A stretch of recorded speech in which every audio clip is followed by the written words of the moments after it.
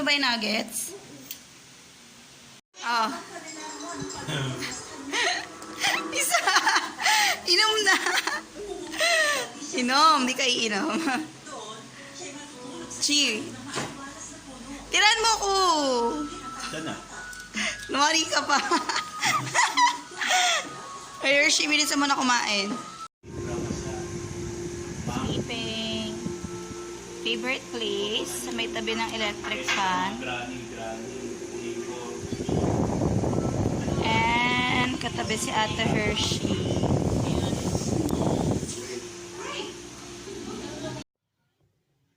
So, maglilinis ako today ng kwarto para merong purpose yung pag-leave ko. So, normally, kapag magli-leave ako, talagang sinusulit ko siya. And earlier, we went to school para kumuha ng card ng mga bagets. And so far, okay naman yung grades nila. And then, 3:30 na ng hapon. May time pa para maglinis. So, yun guys, samahan niyo ako sa paglilinis ng aming kwarto.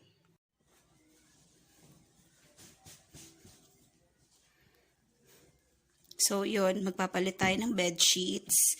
And, yung mga punda, papalitan din natin. Tapos, yung mga kumot din. Ginagawa mo? Yes. Marami pa doon. Char. Sipag ah. Lagyan natin ng light. Oh, yung puti mo. So, after ko magpalit ng bedsheet, ito naman yung lilinisin ko, yung filter ng aircon. So, kung nakikita nyo, maalikabok na siya. And siguro, naging ganyan grabe yung alikabok na because of the ashfall last week. So, yan, babaklasin mo lang yung harap niya, guys. Medyo nagbo-blur kasi I'm just using my one hand with the camera of my phone. So, yun, maalikabok na siya. Dapat weekly nililinis yung filter, lalo na kapag may mga bata sa bahay. Kasi may tendency na malanghap nila yung alikabok sa aircon. So, ito, tatanggalin ko siya. And then yung filter. So, dapat gumamit kayo ng mask para hindi pumasok yung alikabok. So, pag natanggal mo siya guys, itong nasa harapan, ang tatanggalin naman next is itong filter sa loob. Yan. And then okay na yun, malinis na.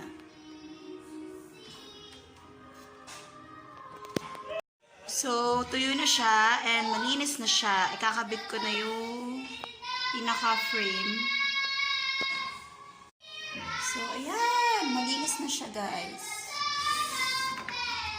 Ayan. And next ko naman is magpapalit ng cortina sa kwarto. Ang ginagawa mo? Go! Umpisan mo na! So, pinagmamalaki niya po today na nagbabakalas daw siya ng Christmas tree. This is another achievement unlocked. Okay, Hein. So, pasintabi na lang po sa mga kumakain. So, anong pet siya na? 18. Pero ngayong January 18, lumipas na yung Pasko at Bagong Taon and I think yung 3 Kings din, right? Pero ngayon pa na kami magbabakla since busy kami kapag weekdays, kapag may pasok yung mga bata, tsaka kapag may pasok kami. So, galingan mo dyan, be, and tatapusin ko yung paglinis sa paglinis sa kwarto natin. So, ayun guys, maganda siya. Mahaba siya. Medyo mahaba kasi yung window namin doon. Yung sliding door na window. So, okay to. Thank you so much again, Ma. We really love it. So, ayun. Yung mga gantong kakapal na curtain, medyo mahal to. Lalo na yung mga ganito kahahaba. So, ayun. Ikakabit ko na siya. Babe. So, ayun, guys, nakabit ko na siya. And super ganda niya kasi sakto siya dun sa length or dun sa haba ng window namin. So, para siyang kasi yung window namin, para din siyang sliding door. Pero hindi namin siya madalas buksan.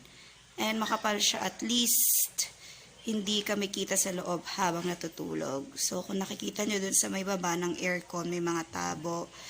Minsan kasi tumutulo yung tubig galing sa aircon. So, para hindi mabasa yung kama, nilalagay namin yung tabo sa ilalim ng aircon. So, thank you so much again, Ma. We really love the new curtain. Meron pong nanggugulo.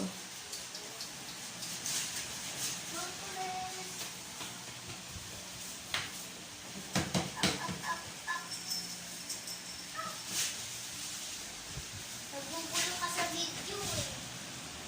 Ito. That's fine. Heinrich, are you done? And after magpalit ng curtains, ito naman, maglilinis ng lutuan. So, yun. Every week ko siya nililinis kapag rest day ko. Kaya medyo madumi siya. So, tatapusin ko lang to. Okay, so, yan. Tapos ko na siya linisin.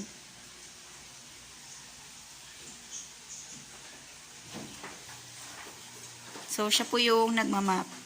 Kasi po, naglinis po ako ng ngayon, oven. Yeah. Yan. So, pagyayabang niya na naman po yan. Char! Araw-araw ko yung ginagawa. Oo, nadrama. Kids are waiting. And yung isa po naming anak ay tulog. Napagod po siya sa paglalaro. Kawawa naman. Ay,